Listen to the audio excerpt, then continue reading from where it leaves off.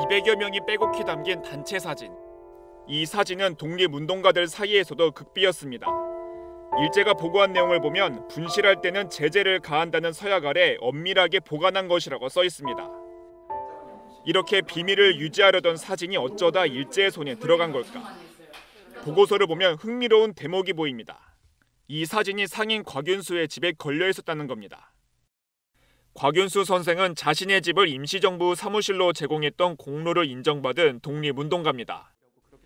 실제 곽 선생의 집이 임정 사무실로 사용된 시기는 사진이 찍힌 것으로 추정되는 1919년 4월 말부터 약 3개월 동안입니다.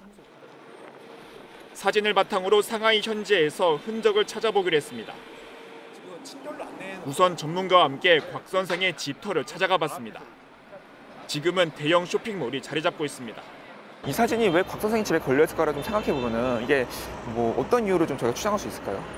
교민단 사무소 겸 임시정부 임시사무소로 활용되고 있었기 때문에 그런 사진이 걸려 있었고, 국가본처의 기록을 토대로 곽 선생의 후손을 수소문한 끝에 중국에 살고 계신 첫째 딸 곽종옥 할머니를 만날 수 있었습니다. 올해 104세로 기억은 흐릿하지만 당시 독립운동가들이 회의하던 삼엄한 분위기는 떠올렸습니다. 就小孩他不给管这个事，在那里边不敢领钱，不跟他吵几吵，怪责任。他们讲话他我不责任，在里边。 약간 좀 쉬었다 가시죠. 예. 그런데 불편한 이야기가 나올 수밖에 없었습니다. 일제가 사진을 확보한 배경에는 곽 선생의 가족이 연관됐기 때문입니다. 보고서에는 곽윤수 처남으로 하여금 은밀히 밀정에게 가져오게 했다고 나와 있습니다. 독립운동가 후손들에겐 다소 충격적인 이야기. 처음엔 당황했지만 이건 역시 할아버지의 중요한 기록이라고 받아들였습니다. 从历史的角度来说，没有这个必要。我呢，很想把我外公的所有的历史都挖掘出来。